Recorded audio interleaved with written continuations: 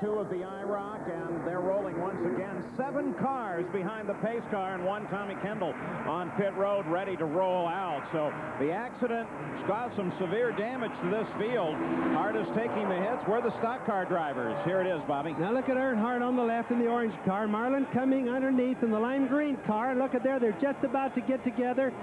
Earnhardt's coming down. Marlin's bumped him a little bit right there. Now this is where chaos really comes in. Earnhardt is spinning. Some of the cars got little Al a little bit right there, but the rest of the guys behind, they're getting to where they can't see. They're trying to stop. They can't stop. The cars now are totally out of control. The driver's just riding them out. But remember, they went into that mess doing 190-plus miles an hour. And so as they're ready to go back to green flag racing, still in the early laps, it's Terry Labonte that is in front, followed by the 5 car of Sterling Marlin. That's that lime green car, the white car of Al Unser Jr., and then Steve Kinzer, then Robbie Gordon, Scott Pruitt, and Jeff Gordon.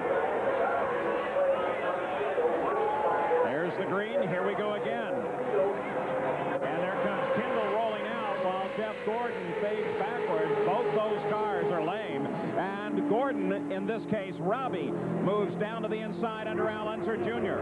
While Labonte and Marlin pull away, Robbie Gordon's going after him. There's Robbie Gordon in the red car, little Al in a white car. Robbie Gordon's car doesn't seem to be bent too bad. Now, a lot of these drivers are going to be feeling their cars out because some of them have a little bit of body damage. Some of them are worried about their suspensions and things like that. So they'll feed them out for a little bit and then see how they handle. Looking backwards for Labonte, so we restart without the points leader, Dale Earnhardt, without Mark Martin. That's Marlin right there. He's the guy that ran in or bumped Dale Earnhardt earlier. Whose fault it is, we can't be sure, because 2 different shots gave us 2 different opinions. But there's Sterling Marlin. You can see the paint on the front of his car. Excuse me, the tape.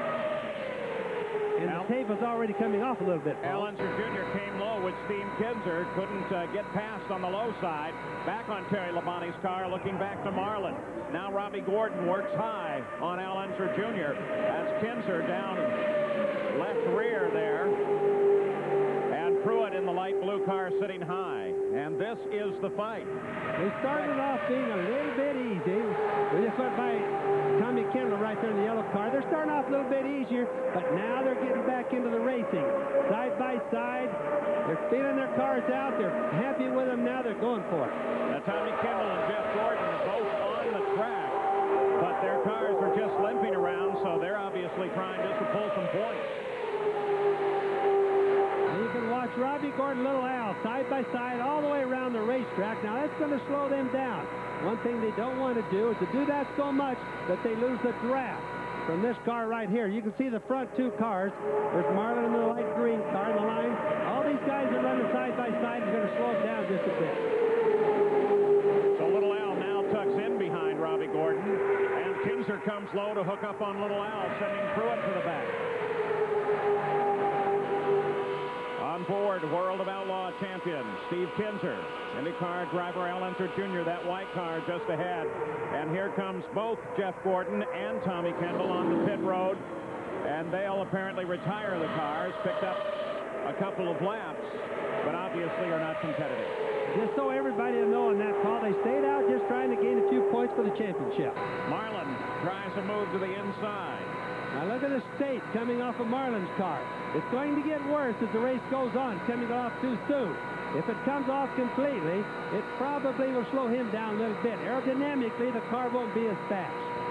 So while Marlin works down low, here comes Robbie Gordon. Al Unser Jr. is just behind him. Gordon going for the lead, gets around Labonte. It's Gordon down in front, Labonte into second place, and Marlin down low is able to poke a nose in ahead of Al Unser Jr.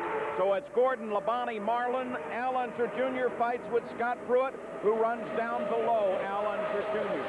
So at the top of the order, starting in 11th place, it's IndyCar driver Robbie Gordon. And Al Unser Jr. runs in 4th. We'll be right back. Back at Talladega, round number 2 of the International Race of Champions. Robbie Gordon is averaging over 192 miles an hour the past several laps. As the leader of the run, nothing has changed at the front of the order. It's Robbie Gordon, Terry Labonte, and Marlin. Tommy Kendall's car was wheeled into the pits, as was Jeff Gordon's, and they are now both behind the wall and out of the competition. So the battle is up here at the front. It's a fast one, well over 192. And Robbie Gordon, here's something interesting. These cars are all chosen through a draw. They never know what car they're going to end up with. It's just chosen by draw each race. They don't practice in them or anything. When they get in the cars, when they go racing. But Robbie Gordon is in the same car that he finished second in at the first race at Daytona. Well, he ought to like the car by now because he's had a lot of time in it. But another thing to remember, these cars are identical, so to speak, as close as any mechanical human beings. Look at little Alan Pruitt. They're getting the draft back now. They're getting close enough where we're going to have a 5-car battle. But I started to say the drivers are so close, so competitive, that even the slightest little bit of difference in the cars, the drivers notice. So sometimes when they say the cars are good cars or bad cars, a normal person wouldn't even know the difference. On with Labonte. Stock car guys have their work cut out for him. IndyCar guy out in front. And a lot of stock car guys missing from this field. First time we've seen this in many a year. But the IndyCar guys have finally got the edge on them. I don't think they wouldn't get it this way, though. Well, there were fewer of them when they started the IROC this year, and they were looking for parity. In a strange way, they found it. Right there, the car in front of this gold car. We're on there with Labonte. Looking at Robbie Gordon out in front there, Paul. We got to mention that this is his first year in the IROC. He's really doing a good job. Now we find him leading the race, and of course he could win. Now look at little Al. He's really got a good draft. He and Pruitt quit running side by side. They've teamed up. They've come from probably a half a straightaway back. Now they've got such a good draft, they'll be sucked up to them by this straightaway. Now Marlin also closes in behind Labonte, trying to help him out. Robbie Gordon is still the leader, and Al Unser Jr. and Scott Pruitt have now in fact caught up and are very definitely in Marlin's draft. It's always been a fact that if you run side by side, and we're going to start seeing some of that before this race is over. There's a little Al going down already. It definitely slows down both cars or all of them behind also. So if little Al, for example, doesn't make this pass, like right now, the two cars ahead, Robbie. Look at little Al signal to Pruitt. Come on, come on. He wants him to bump him. Look at him, and Pruitt's touching him, pushing him. That's what you need to do here. That's what they do to pass. They got little Al by all right.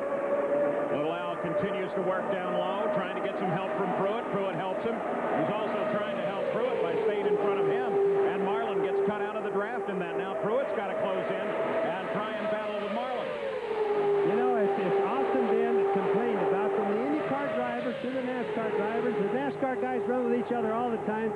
They're always teaming up together and trying to put the IndyCar guys back, which seems to be relatively successful. Well, that's exactly what little Al and Pruitt were doing there. They were teaming up. So Robbie Gordon is the leader as we've just passed over the halfway point. He's followed by Terry Labonte and Al Unser Jr. Those three have broken away for the moment and have set up a draft of their own as they move around Talladega. And remember, Robbie doesn't care who helps him. He just likes to keep all the guys off of him. But his car obviously is fast. He's running 192, 193 miles an hour in a lap. So there's not too much wrong with his car. But if they don't go up, you don't see Labonte up there trying to pass him, slowing the two of them down. Robbie's looking pretty good right now.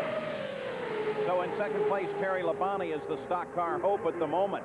Another driver being reported out. This time it's a road racer. Here's Jack Arute. Well, Tommy, sometimes it pays to ride, sometimes it pays to race. Today, you needed to ride for a couple of laps. Yeah, you know, obviously, who knows if those few points will come in handy. I think it picked me up 4 spots or something. Besides that, I think I was catching. We were dialing the car in there. It was a little loose when I was going 30, but once I got up over 30 miles an hour, it came in a little better. I think we could have caught him. Yeah, I got some bad news for you. They were doing 2 laps to your 1 lap. I've never been good in math. The field gets smaller and smaller. Al Unser Jr. working the back end of Terry Labonte, but he runs up very high on Labonte. What's up, Bobby? What he's doing right there is trying to take Labonte and see if his rear end is loose. Pull him loose in the rear, because the rear end follows the car behind it. Or in other words, a little Al was up high, pulls Labonte's rear end that way. Not in the straightaway. There's a straightaway. With Pruitt, Al Unser Jr. Now look at Scott Slides past right up into behind second him, and Paul. third. Yep. And look at that. IndyCar drivers 1, 2, 3 at Talladega. And Sterling Marlin stayed right out there with him. Now look where Labonte is. That just shows you how important the drafting and teamwork is here at a track like this. So the IndyCar guys are in front. NASCAR drivers run 4th and 5th. And that's it in terms of cars capable of racing here right now.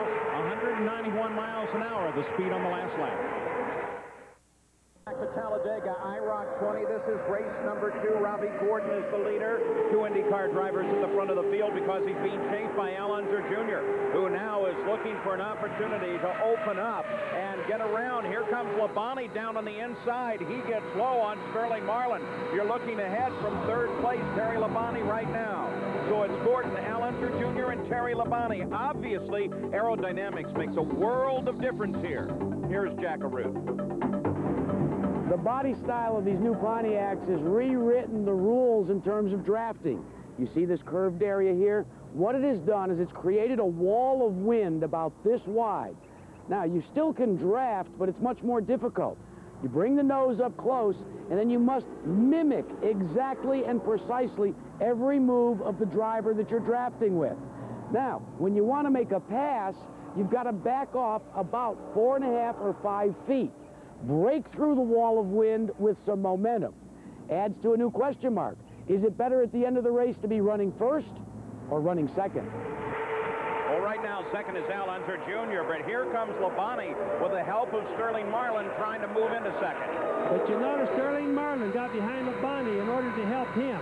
Remember, they're NASCAR guys. They're teaming up good. Robbie Gordon, on the other hand, doesn't care who's back there. He just wants to stay clear.